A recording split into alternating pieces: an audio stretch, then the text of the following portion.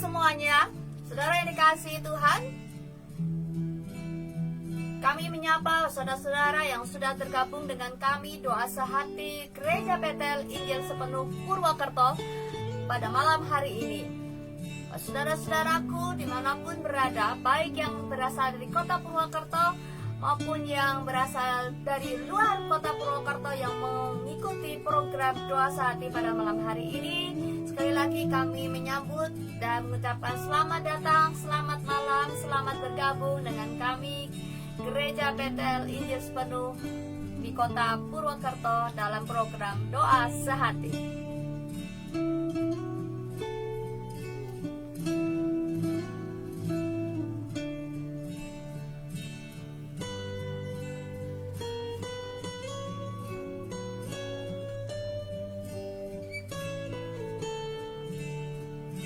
Saudaraku, kita tahu bahwa Allah turut bekerja dalam segala sesuatu untuk mendatangkan kebaikan bagi kita yang mengasihi Dia. Tuhan punya cara untuk menolong kita. Tuhan tahu apa yang kita rasakan. Tuhan tahu apa yang kita alami. Tuhan tahu apa yang kita sedang hadapi saat-saat ini. Dan Tuhan juga tahu bagaimana caranya untuk menolong kita semua. Tetap percaya, tetap bersyukur kepada Tuhan. Mari kita mengangkat hati di hadapan Tuhan. Kita menyembah, kita meninggikan nama Dia. Kita mendekat kepada Tuhan.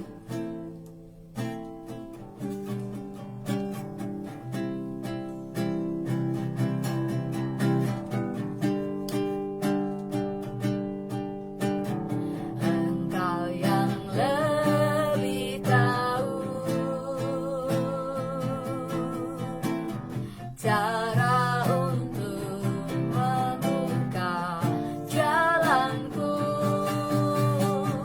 Engkau yang lebih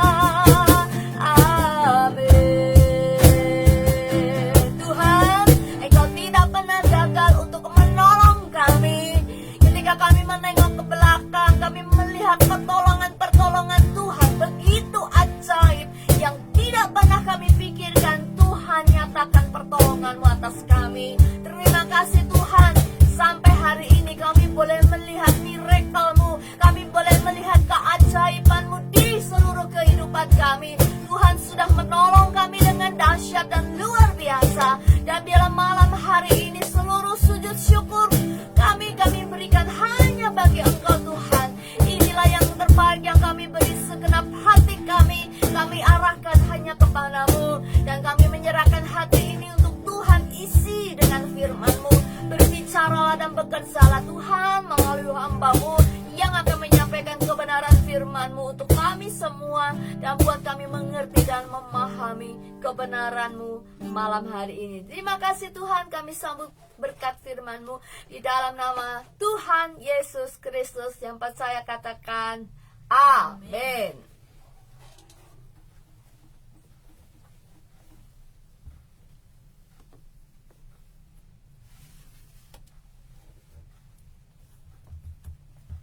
Shalom, selamat malam saudara yang terkasih. Dimanapun saudara berada malam hari ini, siapapun saudara yang sedang bergabung bersama kami malam hari ini, saya berdoa untuk saudara bahwa Tuhan memberikan pertolongan yang tepat pada waktunya ketika saudara berani datang kepada Tuhan dengan hati yang sungguh-sungguh. Amin. Walaupun pada kenyataannya kita merasa ragu-ragu, kita merasa khawatir, tapi ketika engkau memberanikan dirimu untuk datang kepada Tuhan, maka saudara akan berjumpa secara pribadi dengan Tuhan Yesus, dan Tuhan Yesus akan menolong hidup saudara. Yes. Sekali lagi shalom. Shalom. Malam hari ini saya ingin mengajak saudara untuk membaca firman Tuhan dari Injil Lukas pasal yang ke-19. Ya. Ini menceritakan tentang sosok yang bernama Zakheus. Ya. Ini kalau guru sekolah minggu pasti sudah tidak asing lagi untuk mendengar cerita tentang Zakheus atau Zakheus. Saudaraku yang dikasih Tuhan, begini bunyi firman Tuhan. Lukas pasal 19 ayat 1 sampai dengan ayat yang ke-10. Yesus masuk ke kota Yeriko dan berjalan terus melintasi kota itu. Di situ ada seorang bernama Zakheus, kepala pemungut cukai, dan ia seorang yang kaya.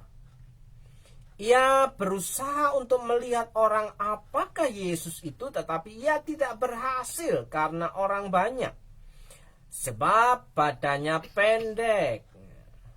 Maka beralihlah ia mendahului orang banyak, lalu memanjat pohon ara untuk melihat Yesus yang akan lewat di situ.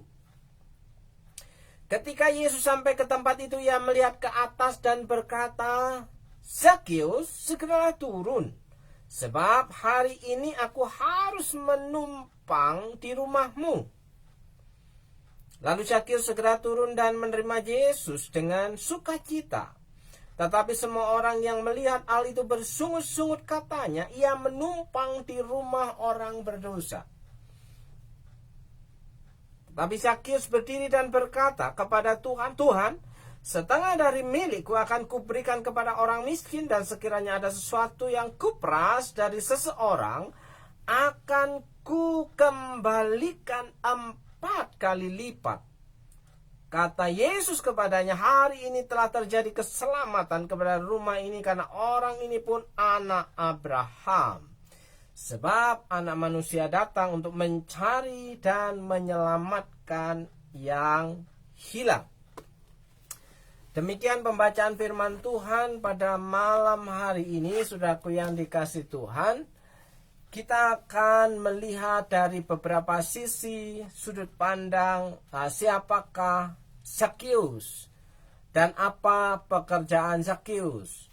Saudaraku yang dikasih Tuhan, kalau dalam cerita ini, dalam narasi ini, Yesus sengaja datang ke kota Yeriko untuk mencari orang yang paling berdosa. Ya. Yesus sengaja datang ke kota Yeriko untuk mencari orang yang paling berdosa. Ya, Yesus masuk ke kota Yeriko, artinya di sini Yesus sengaja masuk ke kota Yeriko untuk mencari seseorang dan berjalan terus melintasi kota itu. Ya, mencari-cari sosok orang-orang yang membutuhkan pertolongan Tuhan. Ya, berjalan terus melintasi kota bukan tanpa tujuan, tapi Yesus hendak mencari orang berdosa. Nah, diceritakan pada ayat 2, di situ ada seorang bernama Zakheus. Siapakah Zakheus? Ya, Zakheus dikenal dalam cerita ini adalah seorang pemungut cukai. Itu kepala pemungut cukai, Artinya dia kabak, kepala bagian. Ya, kepala bagian perpajakan. Wah, luar biasa, saudaraku yang dikasihi. Sebuah jabatan, sebuah status yang membuat seseorang dihormati oleh orang banyak. Tentunya orang yang bekerja di kantor pajak, ya, digambarkan sebagai orang yang punya gaji tinggi, punya uang banyak, orang kaya. Nah, saudara, itu yang menjadi gambaran umum tentang orang yang bekerja di kantor pajak. Apalagi ini adalah kepala pemungut cukai, kepala pemungut pajak, saudaraku. Ya, kepala bagian. Ya. Terus kita melihat, ya, Zakheus itu dikatakan seperti apa? Ya, ada indikasi pada ayat yang ke-7. Tetapi semua orang yang melihat hal itu bersungut-sungut, katanya, ia menumpang di rumah orang berdosa. Ia menumpang di rumah orang berdosa. Kenapa dikatakan berdosa? Pasti ada alasannya, saudaraku yang dikasih Tuhan. Jadi ada orang banyak yang melihat Yesus, ya, datang menjumpai Zakheus dan bertamu, mau menginap di rumah Zakheus dan makan bersama dengan Zakheus. Nah, orang-orang banyak melabeli, mencap Zakheus itu adalah orang berdosa. Kenapa disebut orang berdosa? Ya, saudaraku yang dikasih Tuhan, kiambake merdayoh nang omahe wong dosa. Wong dosa apa wong dosa? Dosa. Wong dosa. Ya. Kiambake merdayoh nang omahe wong dosa. Ya, merdayoh, bertamu. Yesus bertamu ke rumah orang berdosa. Banyak orang yang tidak senang. Harusnya Yesus di situ, harusnya itu najis, harusnya itu haram, ya kan? Kenapa? Bertamu di rumah orang yang berdosa, apalagi bersentuhan, bersalaman dengan orang yang berdosa, itu menurut mereka hukumnya najis. Wah, saking mereka itu berpegang pada Taurat, mereka menganggap bahwa Zakheus itu adalah orang yang berdosa, orang yang najis, orang yang tidak layak untuk, ya, dijadikan teman. Kenapa sih kok Zakheus ini disebut dengan orang berdosa? Ya, saudaraku yang dikasih Tuhan, ketika saya melihat catatan-catatan kaki di dalam Alkitab ini, saudaraku, di dalam Alkitab Perjanjian Baru, ya, yang keluaran dari Yayasan Perpustakaan Injil Indonesia, ya, edisi kedua, ya. Di sini ada catatan kaki yang menunjukkan siapakah Zakheus. Nah, siapakah Zakheus? Kenapa Zakheus itu disebut orang berdosa? Ya, dalam istilah Yunani yang sama seperti dalam Lukas pasal yang ketiga ayat 14, para pemungut cukai menetapkan nilai yang berlebihan atas sebidang tanah atau pendapatan.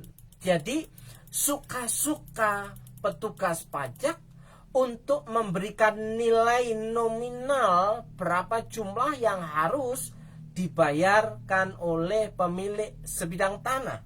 Jadi suka-suka mereka para penagih pajak, ya. Di situ para pemungut cukai menetapkan nilai yang berlebihan, artinya di atas rata-rata. Jika itu cuma harus membayarkan, yang harus dibayarkan itu cuma 100, tapi pemungut pajak ini akan memberikan nilai yang harus dibayarkan itu 1 juta. Wah, berapa kali lipat? 10 kali lipat. Nah, atau meningkatkan pajak terhadap mereka yang tidak dapat membayarnya, dan kemudian meminjamkan uang dengan bunga yang tinggi.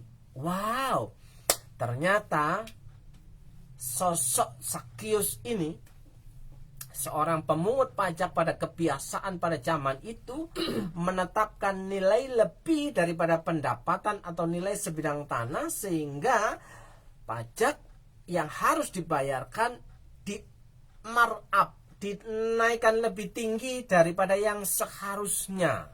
Nah, kemudian ya, karena pemilik tanah itu tidak bisa membayar pajak, maka si petugas pajak ini memberikan pinjaman dengan bunga yang sangat tinggi. Jadi kalau demikian ceritanya, kasusnya, berarti siapakah Zakheus ini? Adalah sosok yang sangat dianggap berdosa bagi masyarakat umum pada waktu itu. Ya, siapakah Zakheus? Zakheus selain kepala pemungut pajak, ya, dia dikatakan juga, ya, kalau dianggap meminjamkan uang dengan bunga lebih tinggi itu namanya apa? Ya, rentenir, ya kan? Sudah pemungut pajak, dia juga rentenir, ya kan? Wah, luar biasa di situ, saudaraku yang dikasih Tuhan. Nah, dengan bunga yang sangat tinggi, luar biasa, luar biasa. Makanya di sini banyak orang sangat membenci Zakheus, ya kan? Orang-orang Yahudi menganggap bahwa Zakheus ini adalah orang yang sangat berdosa, tidak layak untuk berjumpa dengan Yesus. Mereka bersungut-sungut, artinya mereka menggerutu, mereka ngomel, mereka menggerundel. Mereka marah, kenapa Yesus itu datang di rumah orang yang berdosa? Kenapa Yesus datang ke tempat rumah rentenir itu? Kenapa Yesus datang ke tukang palak itu? Kenapa Yesus datang ke pemungut pajak, penagih pajak, ya, orang yang tamak itu? Wah, jadi ada banyak label di sini yang bisa kita cocokkan apa yang menjadi tabiat kebiasaan Zakheus. Nah, saudaraku yang dikasih Tuhan, bukan tanpa sengaja Tuhan Yesus datang ke kota Yeriko, karena di situ ada seorang kepala pemungut pajak yang bernama Zakheus, yang dianggap orang yang paling berdosa, orang yang sangat jahat, orang yang tamak, orang yang loba, orang yang suka mencekik kaum lemah dengan meminjamkan uang dengan bunga yang sangat tinggi. Dia memarkup nilai lebih daripada nilai sebidang tanah, sehingga menaikkan pajak, nilai pajaknya itu lebih tinggi daripada yang seharusnya. Sesuka-suka mereka menetapkan nilai tambah itu. Nah, saudaraku, inilah yang sangat tidak disukai oleh masyarakat Yahudi pada waktu itu. Inilah yang dianggap mereka bahwa Zakius adalah orang yang berdosa. Mengapa Yesus datang, masuk, menjumpai orang yang berdosa itu?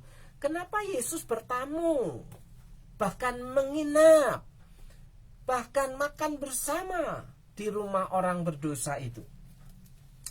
Kalau kita melihat catatan kita malam hari ini, ya, ayat 10, alasannya sebab anak manusia datang untuk mencari dan menyelamatkan yang hilang.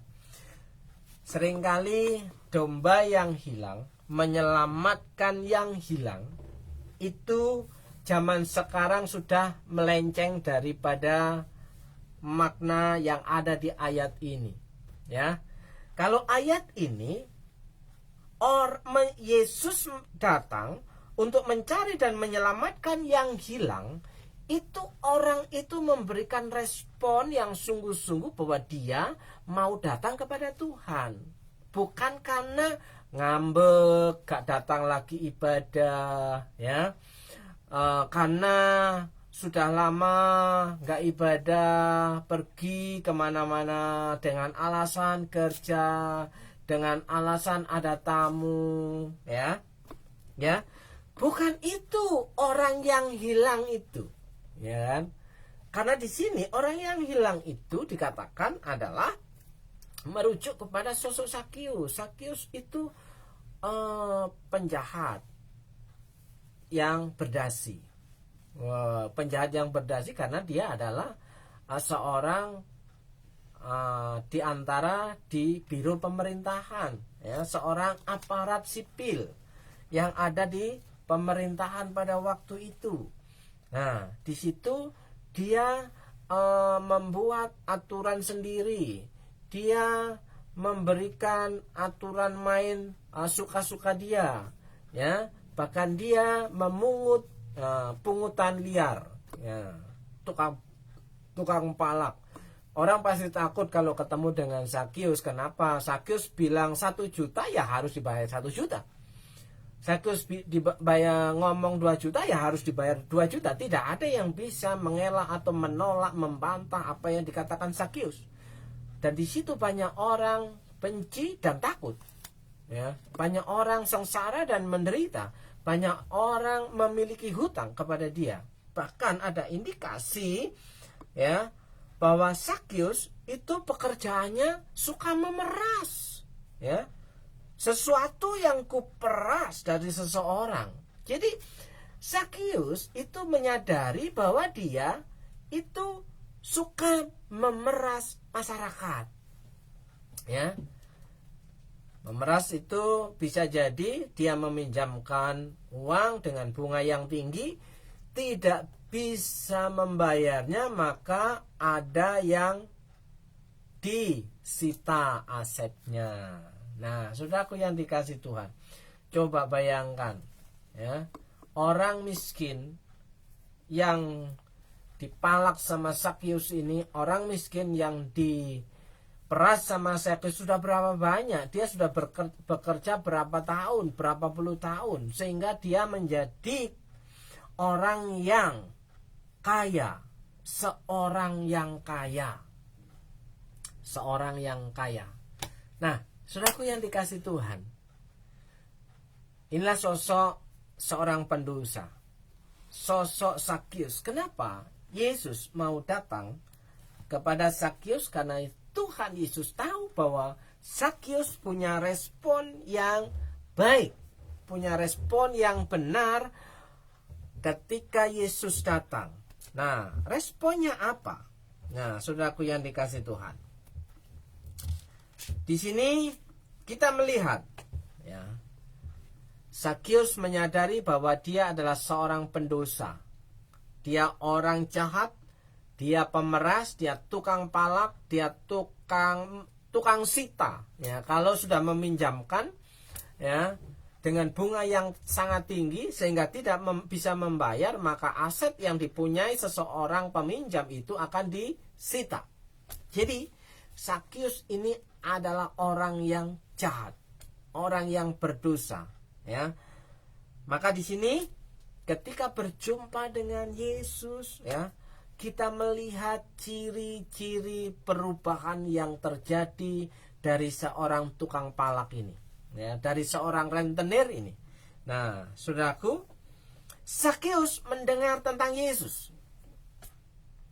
Ya. Zakeus mendengar tentang Yesus. Ya. Ia berusaha untuk melihat orang apakah Yesus itu. Jadi ada ketertarikan untuk melihat Yesus, untuk berjumpa dengan Yesus. Sementara orang Kristen ketika mendengar Yesus, ketika mendengar hari Minggu, ketika mendengar ibadah, apakah ada ketertarikan untuk datang beribadah, untuk mencari Tuhan. Nah, ketika mendengar jadwal ibadah, jadwal doa, ya, jadwal-jadwal yang ada di gereja, apakah ada ketertarikan untuk melihat dan datang? Seringkali orang Kristen cuek, seringkali orang Kristen mengabaikan, bahkan tidak tergetar hatinya untuk datang kepada Tuhan. Nah, apalagi kalau malam hari ini saya melihat tadi di layar monitor kami yang ada di tempat ini, ya, pada awal-awal ada banyak yang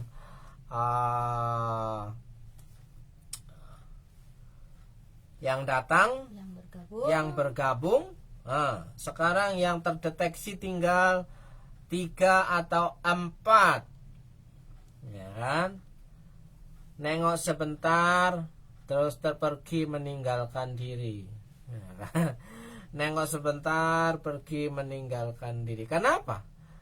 Merasa tidak tertarik, merasa tidak menarik, merasa bahwa buang-buang waktu. Untuk apa sih? Untuk apa sih? Nah, saudaraku yang dikasih Tuhan, di sini Zakeus sadar sebagai orang yang berdosa, ya.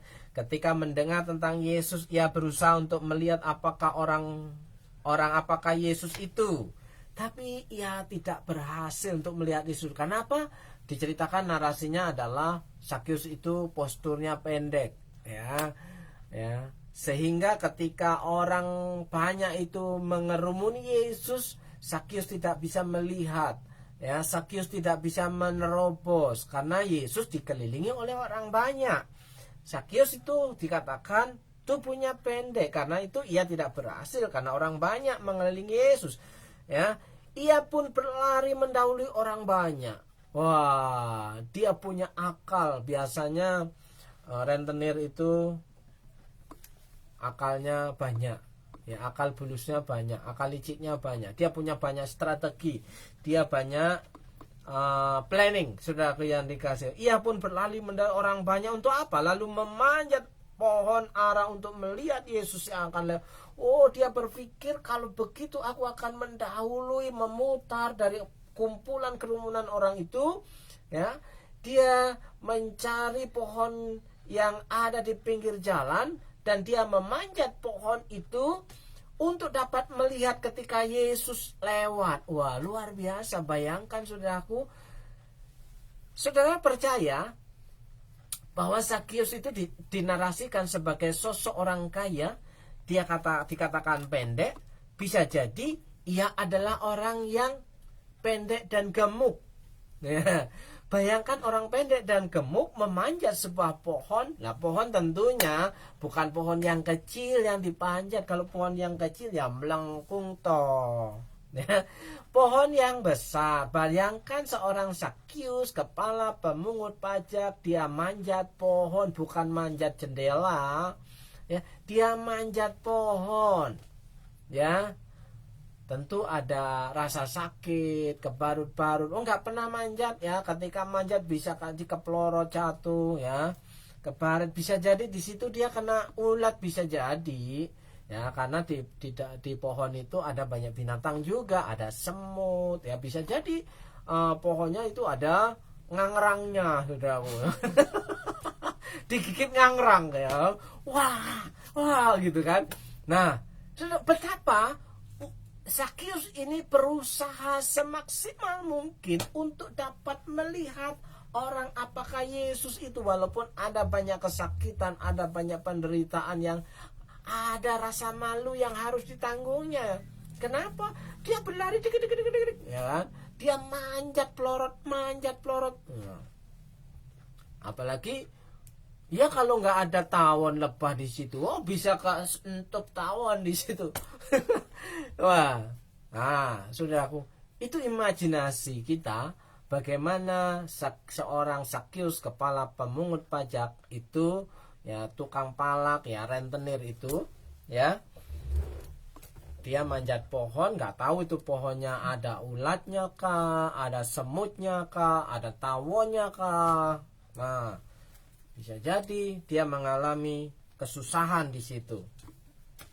Nah, saudaraku yang dikasih Tuhan, begitu seorang dosa menerima penyelamat, begitu seorang pendosa, orang yang berdosa itu sadar dan menerima juru selamat, ya dikatakan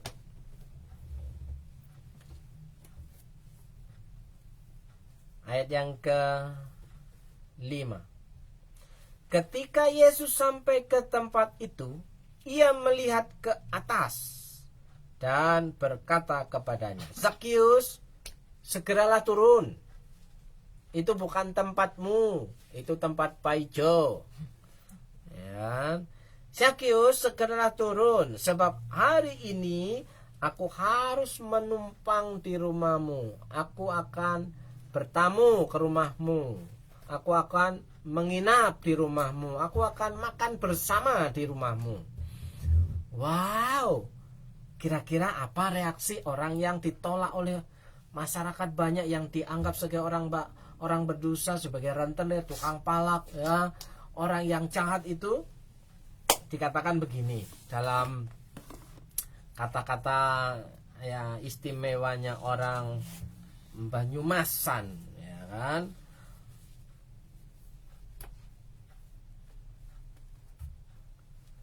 Ayat yang ke berapa? Ke-5. Ya, ayat yang ke-5, ya. Dikatakan, waktu Yesus tekan nang ngisor wit kuwi, kiambae mreksani meng dhuwur lan ngendika, Zakius, gagian mudhun. Mergo dina kia inyong kepingin nginep nang omahe Rika. Zakius gagian mudhun njur karo seneng semringah. Wah, seneng semringah. Kalau kita baca ayat yang ke-6, Zakius segera turun dan menerima Yesus dengan sukacita, saking senengnya sumringah, ya. Bukan seperti surti. Ya, sumringah, semringah, sukacita. Ada kegembiraan yang meluap yang dialami oleh Zakius ketika ia diterima oleh Yesus yang adalah Tuhan dan juru selamat itu. Ya. Dikatakan demikian. Ya. Ayat yang ke-8. Ini pertobatan seorang rentenir, pertobatan seorang tukang palak, ya kan? Karena dia sudah menerima Yesus sebagai Tuhan, ya, maka kuasa keselamatan itu akan mendorongnya menanggulangi hidup masa lalunya, hartanya, dan dia membereskan hidup masa lalunya yang penuh dengan dosa. Dengan kata lain demikian, kuat kuasa keselamatan akan mendorong orang yang berdosa yang telah sadar itu menanggulangi harta kekayaannya dan membereskan hidup masa lalunya yang penuh dosa. Jadi orang yang sudah berjumpa dengan Yesus itu tidak terikat dengan harta benda kekayaannya. Dia tidak mencintai kekayaannya, dia tidak tamak dengan harta benda. Saudaraku yang dikasihi Tuhan, tapi dikatakan di sini apa yang menjadi keputusan Zakius? Ya Tuhan, lihatlah, setengah dari milikku akan kuberikan kepada orang miskin. Setengah dari milikku, setengah dari kekayaannya. Demikian kuatnya seorang berdosa yang berjumpa dengan Yesus, yang diterima oleh Yesus keberadaannya, ya, dia layak mendapatkan pengampunan. Di situ keselamatan itu mendorong hidupnya untuk melakukan sesuatu yang menjadi keinginan orang banyak, yang menjadi ya kebutuhan orang banyak. Yaitu apa? Bahwa ia adalah seorang yang kaya, hasil daripada rentenir, hasil daripada markup pajak, ya, hasil daripada pemerasan. Nah, di situ dia tidak terikat lagi dengan harta bendanya. Lah itu kan rentenir, itu kan tukang pajak, itu kan tukang pala, kan kita bukan. Kalau begitu, kalau orang baik-baik justru mencintai hartanya, ya. Sementara orang jahat, dia sadar yang dia butuhkan adalah keselamatan. Maka keselamatan itu yang membuat dia menjadi orang yang bisa memberikan prioritas, ya, apa yang dimilikannya itu di hadapan Tuhan. Maka komitmennya demikian, ya. Dino kieu Rika sekeluarga wis dislametna Gusti Allah. Lan diwehi urip sing anyar. Mergarika uga keturunane Abraham. Ya, seberapa berdosanya Zakius karena dia keturunan Abraham, dikatakan ia layak mendapatkan pengampunan karena Zakius bertobat dari hidupnya yang lama, ya. Saudaraku yang dikasihi Tuhan, setengah dari milikku akan kuberikan kepada orang miskin. Jadi memberikan, apa namanya, kalau memberikan hartanya untuk fakir miskin itu dihibahkan. Ya, dihibahkan. Harta bendanya setengah yang dia miliki dihibahkan, diberikan kepada orang, dibagi-bagikan, ya, disedekahkan, diberikan sebagai bakti sosial kepada orang yang tidak mampu. Yang kedua, sekiranya ada sesuatu yang kuperas dari seseorang, akan kukembalikan 4 kali lipat. Dia sadar bahwa dia tukang peras, ya, dia tukang palak, ya, maka dia akan memberikan 4 kali lipat dari yang dimintanya. Betapa di situ ketika seseorang berani mengambil keputusan untuk mengakui Yesus sebagai Tuhan dan Juru Selamatnya, dia berani membayar harga, ya. Dia tidak terikat dengan kekayaannya, ya. Bahkan dia bagikan setengah dari miliknya kepada orang yang tidak mampu. Dia sedekahkan kepada orang miskin. Dan dikatakan dia akan membayar harga ganti rugi kepada orang yang sudah diperasnya 4 kali lipat. Nah, dia itu tanda bahwa ia benar-benar bertobat. Apakah kita sebagai orang Kristen, orang yang bisa disandingkan dengan Zakius? Biasanya orang Kristen itu karena memiliki dasar dalil bahwa hidup dalam anugerah, ya, suka-suka dia, suka-suka mereka, bahkan dianggap yang berdosa itu sesuatu yang sepele, ya kan? Tapi bagi Zakius itu sesuatu yang penting dalam hidupnya. Dia membayarkan ganti ruginya kepada orang yang diperasnya. Nah, saudaraku yang dikasih Tuhan, malam hari ini tukang palak itu sudah bertobat. Malam hari ini rentenir itu sudah berjumpa dengan Tuhan Yesus. Dan Tuhan Yesus bersedia menumpang di rumahnya. Tuhan Yesus bersedia makan bersama-sama dengan dia. Dan Tuhan Yesus menerima dia apa adanya. Dan si tukang pajak itu bertobat. Apakah kita juga menjadi orang Kristen yang bertobat di hadapan Tuhan? Yang menjadi pertanyaan penting kita malam hari ini adalah apakah kita menjadi orang yang bertobat di hadapan Tuhan? Mungkin kita kelihatan rohani, mungkin kita kelihatan menjadi orang yang baik. Mungkin kita menjadi orang yang sepertinya saleh, datang ibadah, tapi apakah kita menjadi orang yang sungguh-sungguh bertobat di hadapan Tuhan, mencari Tuhan sungguh-sungguh, sehingga punya komitmen, ya, mau menjadi berkat bagi orang yang kurang mampu, ya, tidak lagi melakukan pemerasan, tidak lagi melakukan pemalakan, ya, saudaraku yang dikasih Tuhan. Mari malam hari ini saya mengajak saudara menyadari bahwa hidup ini adalah sementara. Tidak ada waktu lagi untuk kita menunda-nunda lagi, bahwa hidup ini bukan hanya sekedar untuk mencari uang, ya, tapi hidup ini adalah bagaimana kita menyenangkan Tuhan.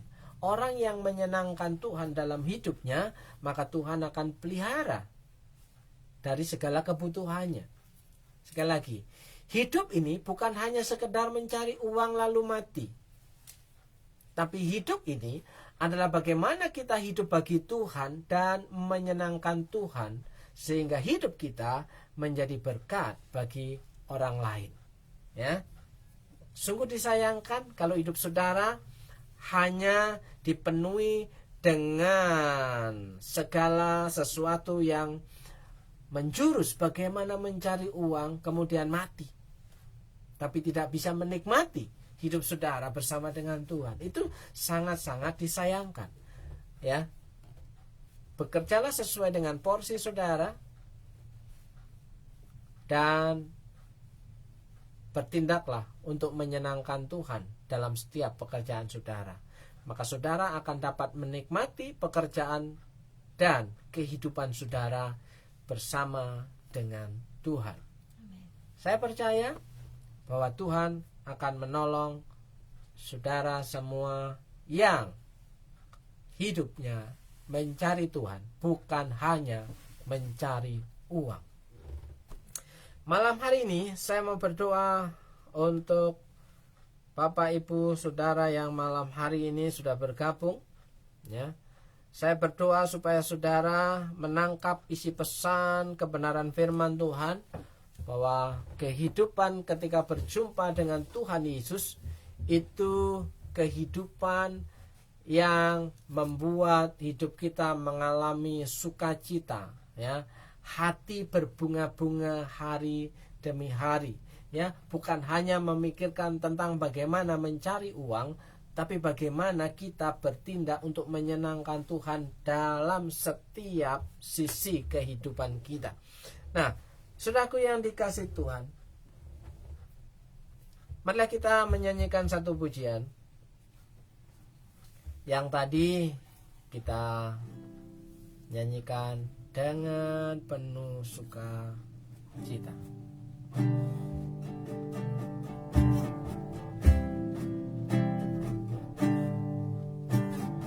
Engkau yang lebih tahu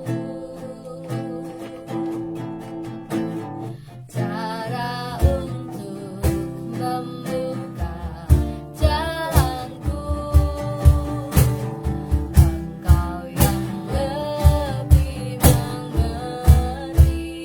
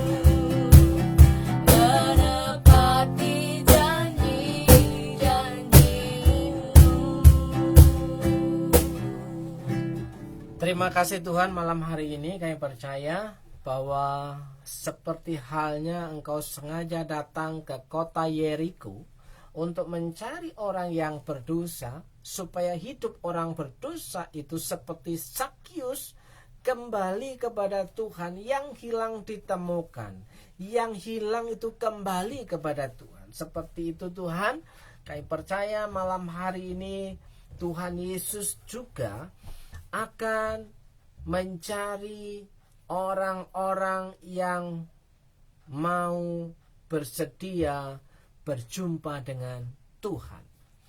Tuhan Yesus akan mendatangi setiap kehidupan saudara. Terima kasih Tuhan, malam hari ini kami rindu Tuhan menjamah satu persatu setiap jemaat Tuhan yang bergabung bersama kami pada saat ini untuk berdoa, untuk mencari tahu kebenaran firman Tuhan, untuk mencari tahu kehendak Tuhan. Dan kami percaya Tuhan mendatangi hidup saudara-saudara yang berada di belahan tempat di mana masing-masing mereka berada.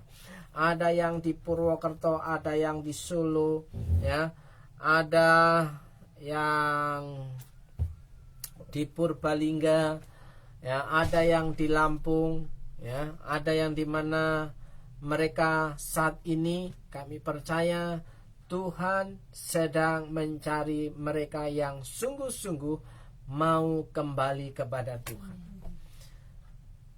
Tuhan Yesus, kami bersyukur bahwa Engkau Allah yang setia. Malam hari ini, saudaraku yang dikasih Tuhan, saya mau berdoa untuk saudara yang sudah bergabung.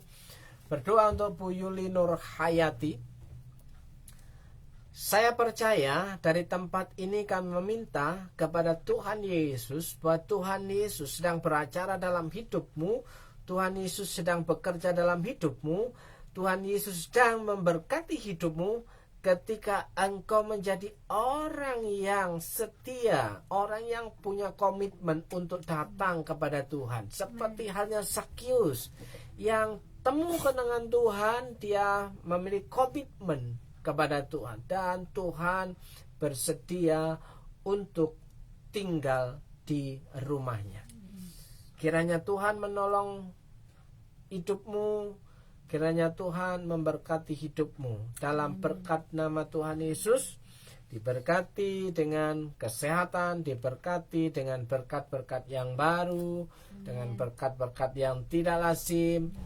Kiranya Tuhan memberkati anak-anakmu, Tuhan memberkati pekerjaanmu dalam berkat nama Tuhan Yesus. Berdoa juga untuk Nugrahani Puspitasari dengan suami Mas Dimas yang ada di rumah masing-masing pada malam hari ini. Kami berdoa kiranya Tuhan memulihkan hidupmu, kiranya Tuhan memulihkan rumah tanggamu, kiranya Tuhan memulihkan anak-anakmu, kiranya Tuhan memulihkan pekerjaanmu dan ekonomimu. Dalam berkat nama Yesus, kami meminta kepada Tuhan, kiranya Tuhan datang ke dalam kehidupanmu dan rumah tanggamu, bahkan dalam pekerjaanmu. Dalam berkat nama Yesus, berkat kesehatan itu menjadi bagianmu. Dalam berkat nama Yesus, berkat rumah tangga, pemulihan itu menjadi bagianmu. Dalam berkat nama Yesus, Tuhan memulihkan pekerjaan dan ekonomimu. Tuhan Yesus memberkati. Berdoa juga untuk Pak Musi yang ada di Solo, kiranya berkat kemurahan Tuhan itu tetap berlimpah-limpah dalam kehidupan Pak Musi dan keluarga. Diberkati Pak Musi dan keluarga, diberkati pelayanan dan jemaat Tuhan yang dilayani, diberkati pekerjaan, diberkati kesehatan. Dalam berkat nama Tuhan Yesus, kiranya di hari ulang tahun Pak Musi menikmati berkat kemurahan Tuhan yang tidak lazim itu. Diperintahkan mendatangi hidupmu dalam nama Tuhan Yesus Kristus.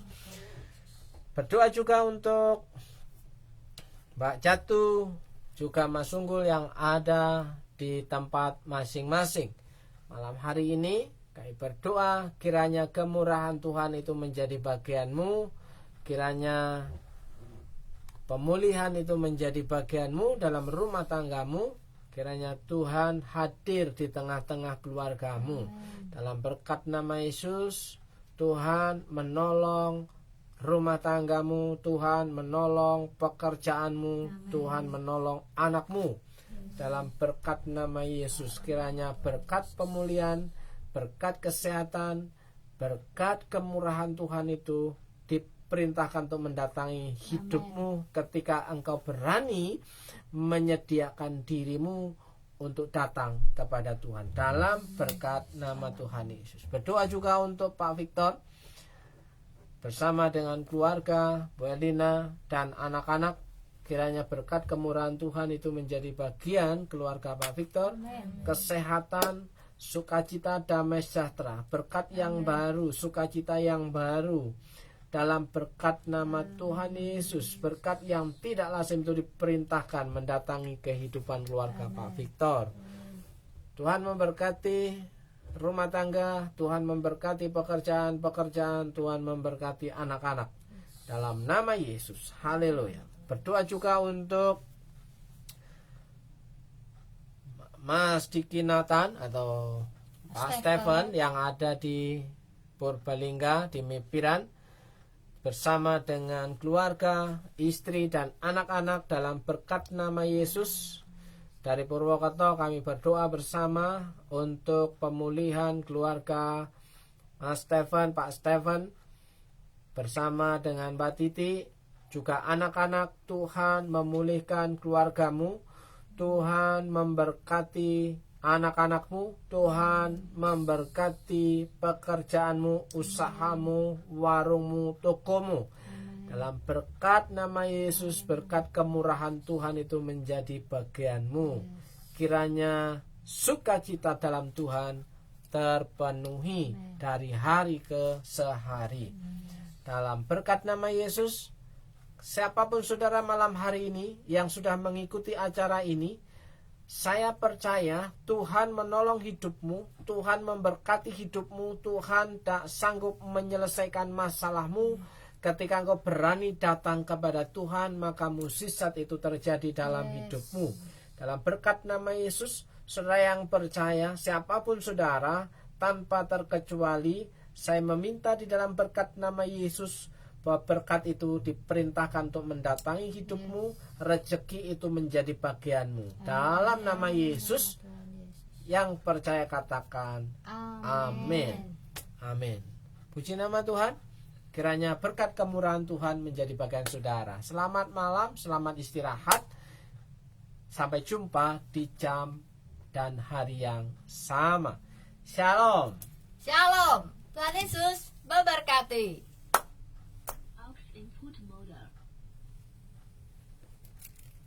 Sampai jumpa minggu depan dalam program yang sama. Doa sehati Gereja Betel Injil Sepenuh Purwokerto.